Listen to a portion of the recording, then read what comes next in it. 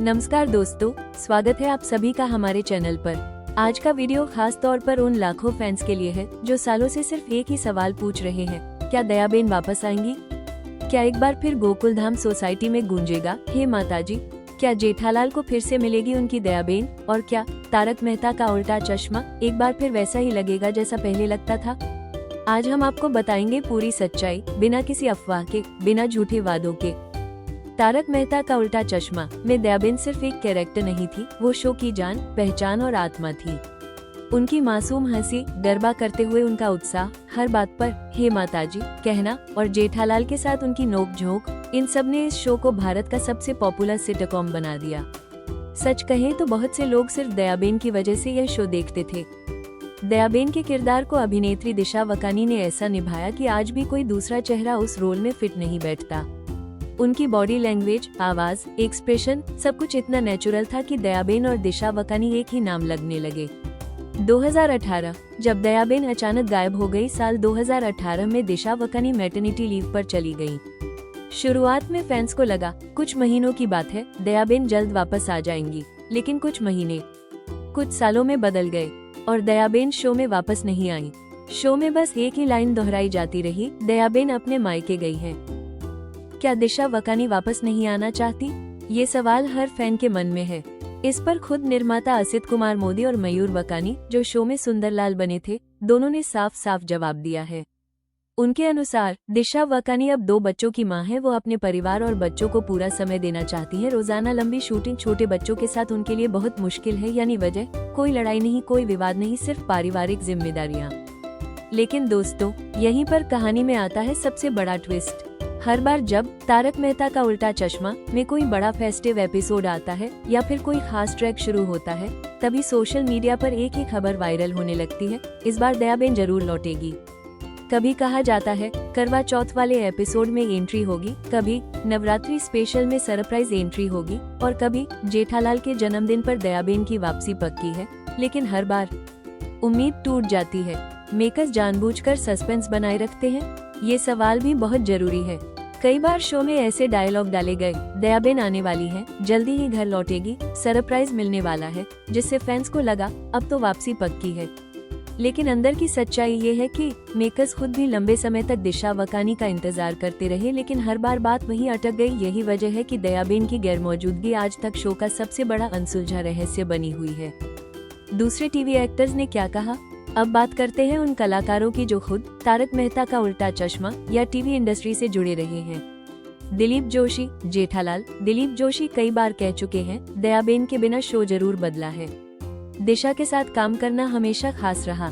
अगर वो लौटती है तो वो हम सबके लिए सबसे खुशी का दिन होगा। उनके शब्दों से साफ है, जेठालाल आज भी अपनी दयाबेन को मिस करते हैं। शैलेश लोढ़ा, पूर्व तारक मेहता। हालांकि शैलेश लोढ़ा अब शो में नहीं है, लेकिन उन्होंने एक इंटरव्यू में कहा था, दयाबेन जैसे किरदार बार बार नहीं बनते।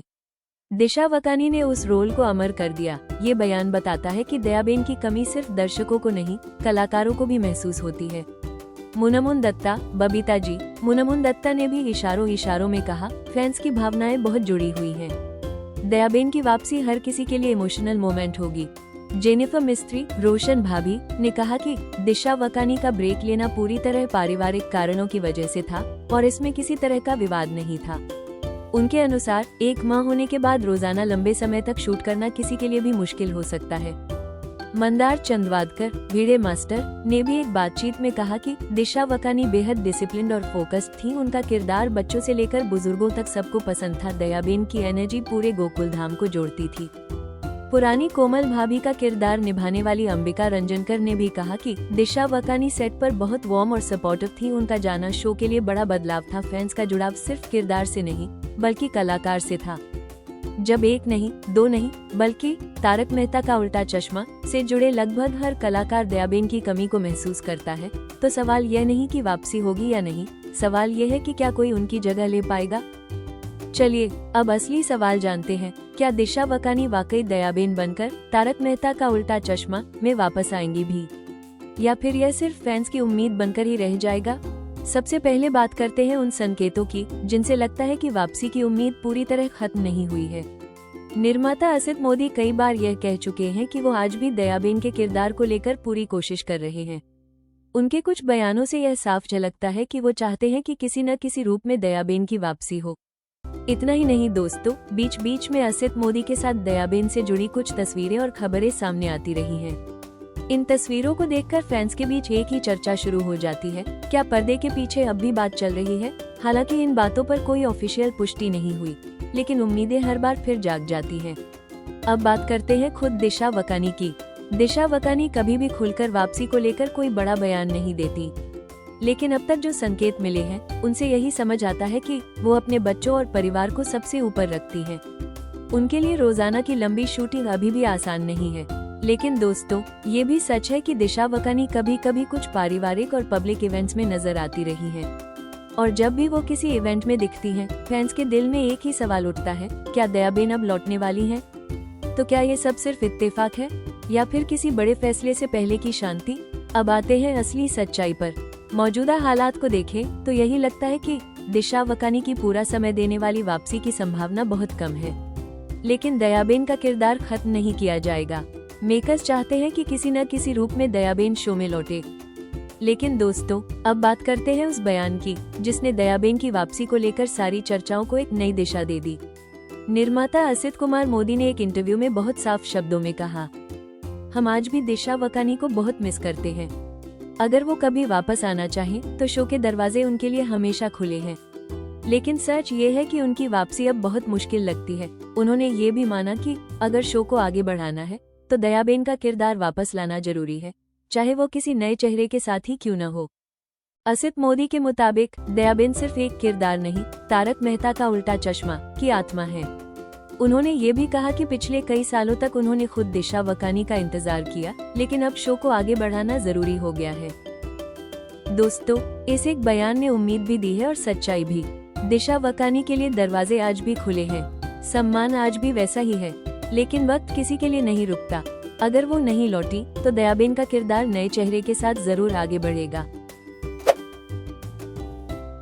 क्या नई दयाबेन आएंगी? दोस्तों अब ये लगभग कंफर्म माना जा रहा है कि दयाबेन का किरदार जरूर लौटेगा, लेकिन दिशा वकानी की जगह कोई नई अभिनेत्री इस रोल में नजर आएगी। मीडिया रिपोर्ट्स के मुताबिक कई अभिनेत्रियों को ऑडिशन के लिए बुलाया गया। लुक, आवाज और एक्सप्रेशन पर खास ध्यान दिया जा रहा है। मेकर्स चाहते हैं कि नई दयाबेन में पुरानी दयाबेन की झलक जरूर हो, हालांकि अभी तक कोई ऑफिशियल अनाउंसमेंट नहीं हुई है। क्या दिशा वकानी की वापसी की कोई उम्मीद बची है? अगर हम सच्चाई की बात करें, वापसी की उम्मीद बहुत कम है, लेकिन टीवी इंडस्ट्री में कुछ भी नामुमकिन नहीं होता। खुद असित मोदी ने कहा है कि वो आज भी उम्मीद रखते हैं, लेकिन शो को सालों तक रोककर इंतजार करना अब संभव नहीं। फैंस का दर्द और सोशल मीडिया रिएक्शन आज भी सोशल मीडिया पर we miss Dayaben, bring back Disha Vakani, Taarak Mehta ka Ooltah चश्मा बिना दया के अधूरा है जैसे ट्रेंड्स देखने को मिलते हैं। फैंस की भावनाएं साफ हैं, अगर नई दयाबेन आए तो वो सिर्फ किरदार न निभाए बल्कि दयाबेन की आत्मा को जिंदा रखे। तो दोस्तों सच यही है कि दिशा वकानी शायद अब नियमित रूप से दयाबेन बनकर तारक मेहता का उल्टा चश्मा में वापस न लौटे, लेकिन ये भी उतना ही सच है कि दयाबेन कभी गई ही नहीं। वो आज भी हर हे माताजी में जिंदा है, हर गरबा सेटअप में जिंदा है और हर उस मुस्कान में जिंदा है जो इस शो ने हमें दी। असित मोदी कहते हैं कि दरवाजे आज भी खुले हैं और फैंस आज भी उम्मीद लगाए बैठे हैं। शायद वापसी हो, शायद न हो, लेकिन दयाबेन का किरदार भारतीय टेलीविजन के इतिहास में हमेशा अमर रहेगा। और अब सवाल यह नहीं है कि दयाबेन वापस आएंगी या नहीं, असली सवाल ये है, क्या कोई भी उनकी जगह ले पाएगा?